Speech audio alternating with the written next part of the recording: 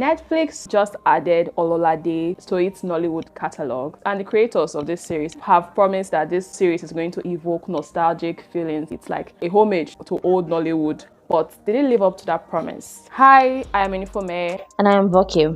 For non-Nigerians and people who do not speak Yoruba, Ololade means wealth. This is a 6-part series, and it follows two friends who find themselves thrust into newfound wealth through unexpected circumstances. On one side is Shino, played by the talented Kunle Idowu. We know him as Donga. He is a poor and unhappy school teacher who miraculously receives 50 million naira in his account, and he didn't even question the origin of this money. He just said, okay, this is miracle alert. For Nigerians and maybe Africans, you know what miracle alert means. In his words, he said his glory has been restored, and immediately started to spend this money like there's no tomorrow. On the other hand, we have Lateef.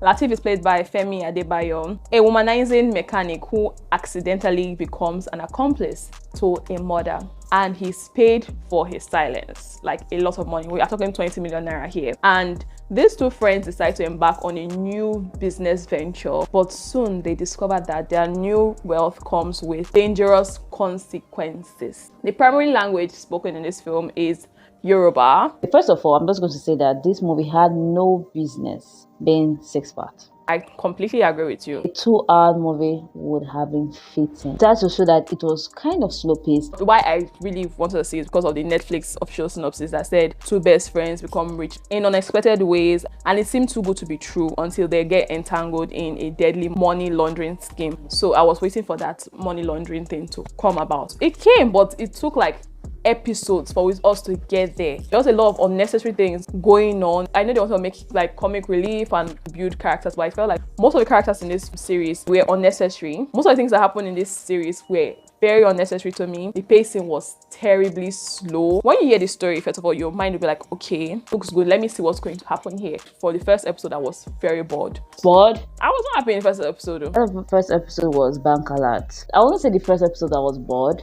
I was like, okay, I want to see what's going on here. And I wouldn't really say this series is boring entirely. I did not just like the story like that, but it made a lot of sense when I went online and I saw that they were paying homage to the old Nollywood. I said, oh, because when I was watching it, I was like, did I fall and hit my head on a stone? And I went back to 2005 because what is this storyline? TNC said that, and this is something we always say on this channel. They said that they are a tech-driven company, and from their research, they found that people want old Nollywood movies. We want old Nollywood movies, yes, because stories are very relatable. Is this story very relatable? There are some inputs here and there that were relatable. The main characters in this movie, you would hate them. Shino and Lateef are the least men you're going to like in this world. I was like, do people like this still exist? They exist, and they're in Nigeria. So that's why I'm not going to really badge this movie, because I know that you might not like the story, you might not like these characters, but these people are real. People believe in miracle alerts, and people are egged on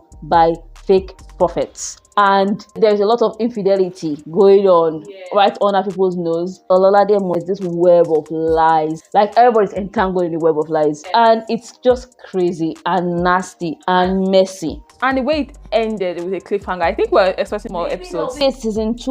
I was thinking that there was going to be more episodes, but they did not announce anything about more episodes. Would I be mad if there are more episodes? Not entirely. I just wish that they'll pick up the pace a bit. That's just really what killed this story for me. And I like that these producers are listening.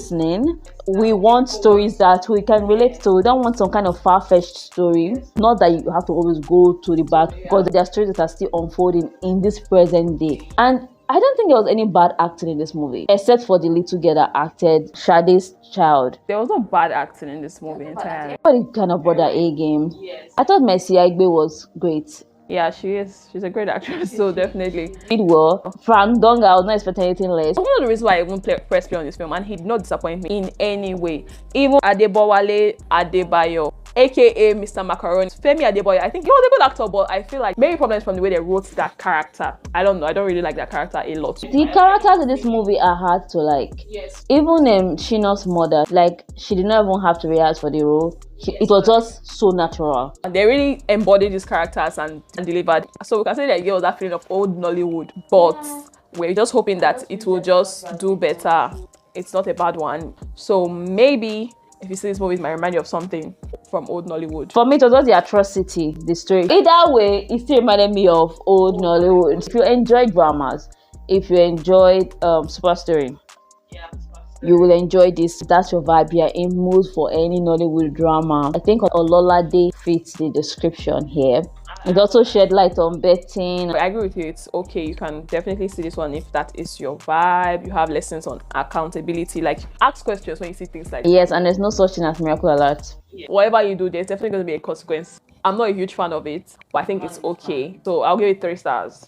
I'll give it 4 out of 5 for the acting. It's not the worst thing in the world. So if you've seen Ololade, tell us what you think in the comments. What did it remind you of while you were watching this series? And do not forget to like, share, and subscribe to We Are Binge Watching. Yeah, until next time, do take good care of yourself. Bye. Bye.